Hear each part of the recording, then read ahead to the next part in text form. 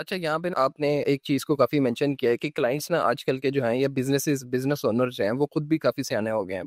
पहले ये था कि हम लोगो डिजाइनिंग का टास्क अगर हमारे पास आया तो हम किसी लोगो मेकर डॉट कॉम पे जाते थे और उसको बताते थे कि ये बिजनेस है, इस लोगो चाहिए। वो हमें लोगो बना के देता था और हम आगे क्लाइंट को दे देते और उसको भी लगता था यार बहुत अच्छा लोगो बनाया। लेकिन जैसे जैसे क्लाइंट एजुकेट हो रहा है ना, अब उसको उन वेबसाइट्स का भी पता है, उसको उन सारी चीज़ों का भी पता है कि यार अब एक अच्छा डिज़ाइन जो है वो मैं किसी नूब से डिज़ाइनर से भी बनवा सकता हूँ। उसको मैं यूआई किट दे दूँ, उसको मैं कहूँगी यार तस्वीर यहाँ से उठा लेना, ये वाला फॉन्ट यहाँ से उठा लेना और ये बन जाएगी। ठीक है, लेकिन जहाँ पे क्लाइंट अब स्ट्रगल करेगा ना वो है कन्वर्जन। ठीक है, वो है बिजनेस साइड, इसलिए अब वो डिजाइनर को हायर करेगा। यही वजह है कि एआई की वजह से, हम एआई वाले पार्ट पे भी आते हैं, यही वजह है कि एआई जैसे जैसे या क्लाइंट्स जैसे जैसे एजुकेट हो रहे हैं तो हायरिंग का जो बेंचमार्क है वो भी ऊपर जाता जा रहा है। अब वो डिजाइनर सिर्फ हायर नहीं होगा जो एक अच्छी वेबसाइट बनाता है, अब वो डिजाइनर हायर होगा जो एक अच्छी वेबसाइट भी बनाता है और उसको बिजनेस एस्पेक्ट से भी अच्छा करता है।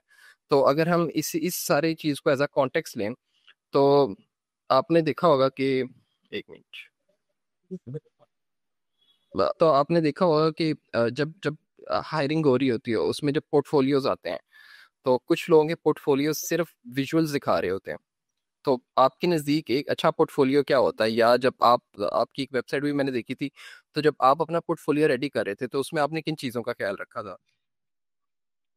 देखिए, पोर्टफोलियो जब बनाया जाता है तो उसमें एक अपना ऑब्जेक्टिव होती है कि मतलब हम्म। हर व्यक्ति का होता है कि हम बना के, वो माइंड में पहले से सेट होता है भाई हम हम्म। जो है, या तो हमें जॉब लाना, जॉब पाने के लिए बना रहे हैं, किसी कंपनी में काम करने के लिए। दूसरा ये है कि भाई मुझे क्लाइंट चाहिए, एज ए फ्रीलांसर मुझे क्लाइंट चाहिए। तो देखो, कंपनी की एक्सपेक्टेशंस बहुत होती है।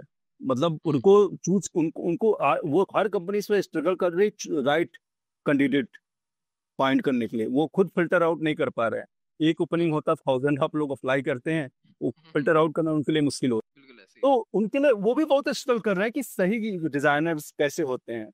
तो मेरा मत देखिए, मेरा मानना है कि पहले आप क्लियर, मतलब अगर पोर्टफोलियो बना रहे हैं तो क्लियर हो। जैसे मैंने बनाया था, मैं मेरा जो पोर्टफोलियो 2 पॉइंट पे था कि मेरे पास केस स्टडी नहीं थी। हम्म। राइट, मतलब मैंने प्रोजेक्ट तो बनाया हम्म। फास्ट वे में, लेकिन केस स्टडी कभी बना के रखा नहीं प्रोसेस नहीं था उसमें। मेरा। हाँ, तो हम्म। उस देखिए देखो, होता क्या है ना, प्रोसेस तो कहीं नहीं होता है। मैं इतना मैं काम किया हूँ, रिवर्स इंजीनियरिंग होती है कि मैंने हम्म। पहले प्रोजेक्ट लॉन्च हो गया, इसके बाद हम उसमें अपना पर्स रिसर्च कर रहे हैं, पर्सना बना रहे हैं, वायर फ्रेम बना रहे हैं, फिर तो reverse I engineering like the करते हैं। ऑनेस्टी। हम्म।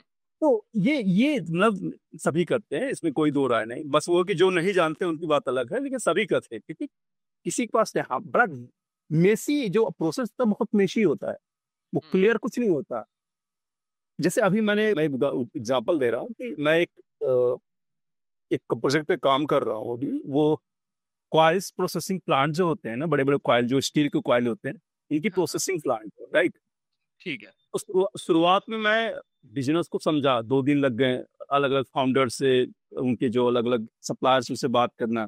और मैं तुरंत पेपर पे ड्रा करने लगा, जैसे वाईफाई वगैरह बना लिया, उनको दिखा दिया। तो ऐसे 2 दिन चल, नहीं यार ये नहीं, कुछ और चाहिए। वो क्लैरिटी कहीं नहीं है क्योंकि वो भी ने पहली बार होने वाला है, कोई क्लैरिटी हम्म। नहीं है। तो पहले वो कह रहा नहीं, एक काम करो, डॉक्यूमेंट पहले बनाओ। तो मैंने डॉक्यूमेंट शुरू किया, जबकि ये होना चाहिए पहले मुझे डॉक्यूमेंट बनाना चाहिए। लेकिन मेरे हम्म। अंदर ये डर था कि डॉक्यूमेंट बनाएंगे, पता चलो भाग गए, तब कहे यार तो हम्म। बहुत टाइम लगाते हैं, कुछ खाली 1 हफ्ते बता दे, खाली डॉक्यूमेंट बना, कुछ दिखा नहीं रहे हो। तो प्रॉब्लम इसलिए ना, कभी क्या बड़ा सिचुएशनल होता है। हमें पता होता है प्रोसेस कि ये चीज कैसे फॉलो करना चाहिए, लेकिन हमें अल्टीमेटली हम बना क्यों रहे हैं? पैसे के लिए बना रहे हैं भाई। बिल्कुल ऐसे ही है। फाइनेंस हमें फाइनेंस, अगर वो बंदा सेटिस्फाई नहीं हुआ, कहेगा 1 हफ्ते से तुम पता नहीं क्या कर रहे हो, या पैसा ले लिया खाली वो तो इसलिए कभी कभी क्या उल्टा काम करना पड़ता है। हम पहले वाईफाई बना दिए, फिर बाद में जब वो कहा कि ना डॉक्यूमेंट करो, तो मैं डॉक्यूमेंट किया। फिर डॉक्यूमेंट को जब करेक्ट हो गया, फिर हम वाईफाई बनाना, 5 आइटेशंस हुए इसमें, क्योंकि उसमें हम्म। मल्टीपल स्टॉक होल्डर्स थे। हम्म। आर्टिस्ट तब जाके क्लियरिटी आई, फिर हम उसको विजुलाइज करके उसका अलग से डिजाइन सिस्टम बनाया, इसी बिट्स वाई को यूज करके ही बनाया हूँ। तो उसी को मतलब बिट्स वाई का बड़ा फ्रेमवर्क है, उसको सॉर्टअप करके उसके लिए बनाया हूँ। तो मैं कहने का यह मतलब है ना कि अ, हमें एग्जैक्ट प्रोसेस हमें पता नहीं होता, हम बड़ा सिचुएशनल होते हैं। हमें क्लाइंट के हिसाब से भी चलना होता, अपना भी हम अपना भी थोप नहीं सकते। जब तक आप एक हम्म। अच्छे मार्केट में एक अच्छा पोजीशन नहीं है, तब तक आप क्लाइंट को आप फोर्स भी नहीं कर सकते, नहीं दिस इज माय प्रोसेस, आई नहीं नहीं कर सकते भाई। तो ठीक है, ठीक अब कुछ लोग होते हैं, उनके पास अच्छा मार्केट पकड़ बन जाती है, तो वो पहले से बता देंगे कि ये मेरा प्रोसेस है, आपको ऐसे ही काम करना पड़े, क्लाइंट भी अंडरस्टैंड हो जाता है। तो है। या थोड़ा सा वो कंप्रोमाइज करना पड़ता है, राइट। ठीक है। कोर क्वेश्चंस भटक गया। नहीं नहीं, क्वेश्चन ये था कि पोर्टफोलियो में जब अपना डिजाइन प्रोसेस दिखा रहे होते हैं, हाँ हाँ, तो जब आप राइट। पोर्टफोलियो बना रहे होते हैं तो उसमें क्या वो होता है आपका हाँ, प्रोसेस? ये कोर क्वेश्चंस का मतलब था उसी टॉपिक्स में। लेकिन तो ये आपके पास एक परफेक्ट पोर्टफोलियो तो नहीं होता, मैं एक बेहतर पोर्टफोलियो बताता हूँ।